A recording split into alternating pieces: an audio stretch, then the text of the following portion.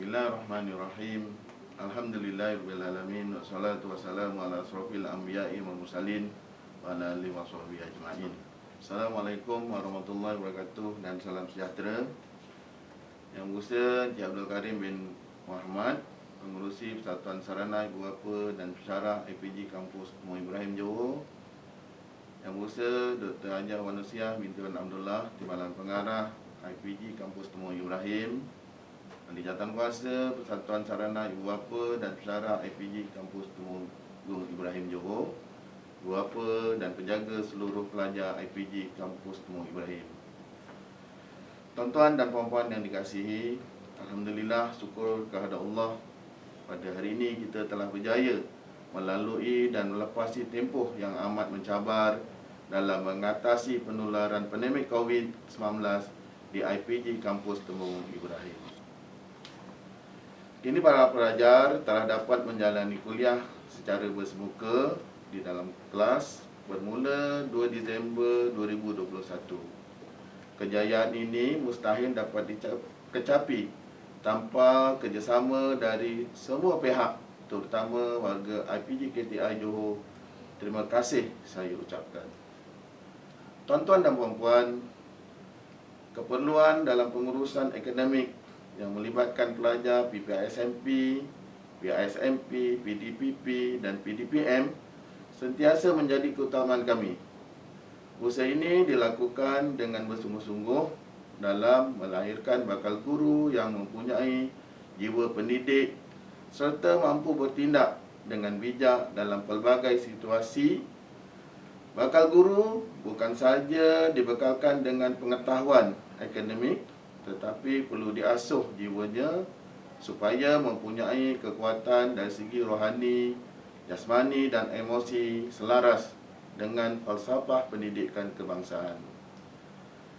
Sangat besar harapan kami supaya bakal guru yang dilatih dapat menjadi suri teladan dan insan yang berguna, terutama dalam menghadapi cabaran masa kini. Pandemik COVID-19 telah merubah landscape pendidikan negara.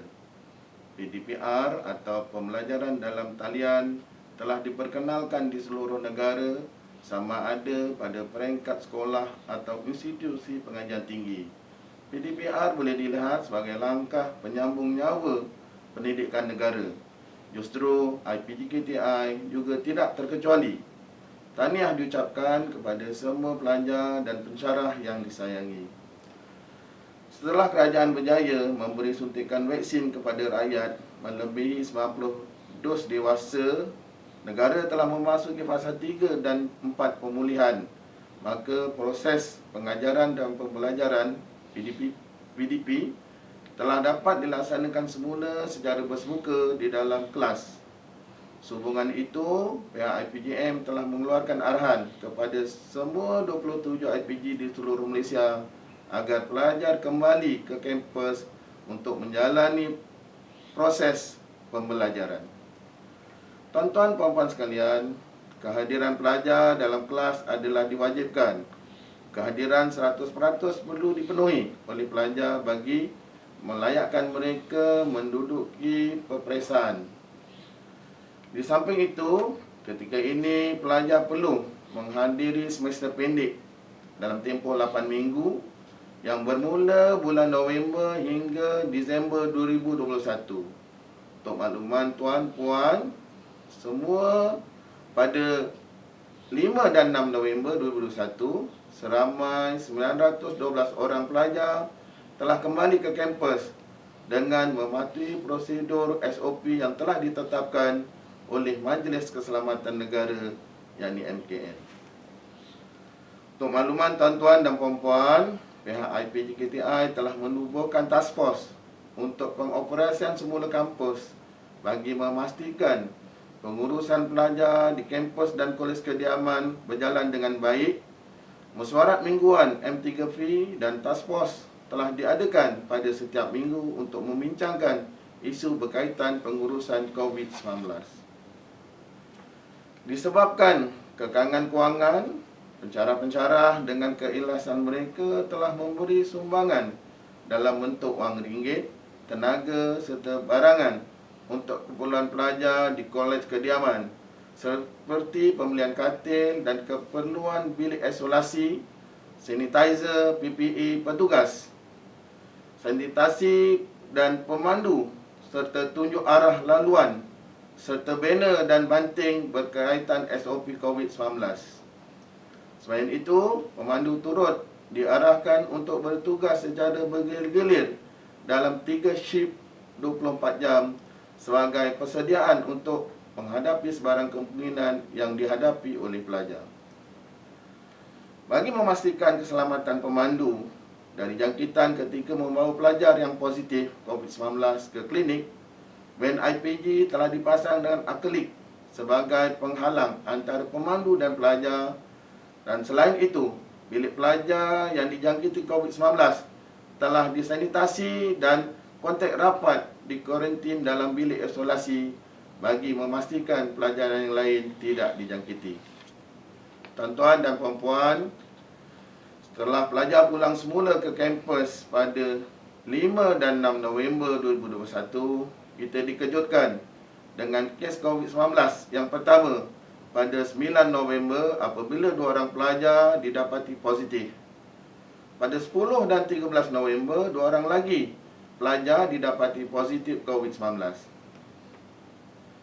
Jangkitan keempat-empat pelajar ini telah dikenal pasti berlaku di luar IPG KTI, iaitu sebelum mereka kembali ke kampus. Bagi memastikan virus ini tidak merebak dengan lebih meluas dan boleh menjangkiti pelajar lain, maka keputusan berat terpaksa diambil. Walaupun keputusan yang dibuat itu tidak begitu popular, iaitu arahan kuarantin. Kuarantin terpaksa dilaksanakan di IPG KTI sebagai usaha untuk menangani cabaran penyebaran pandemik ini dengan mengambil kira pandangan task force dan berdasarkan prinsip-prinsip dan dasar-dasar syariat Islam yang menyuruh agar segala bentuk kemudaratan dan bahaya dielakkan. Di antaranya adalah prinsip al-darar yuzal, yakni kemudaratan hendaklah dihilangkan, dan kaedah syad al-dharat, menutup ruang kemudaratan.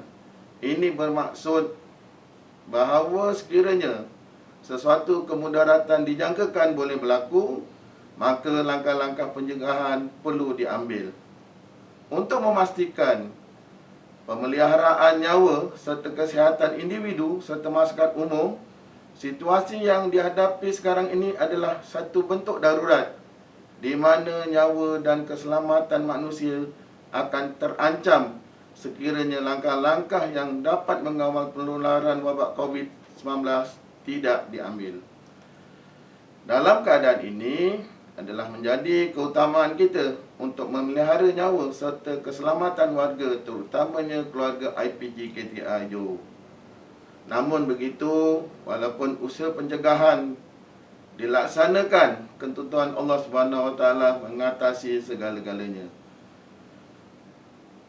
Pada 16 hingga 24 November terdapat 4 lagi kes positif dalam kalangan warga keluarga IPG KTI ini, menyebabkan tempoh kuarantin ini terpaksa dilanjutkan.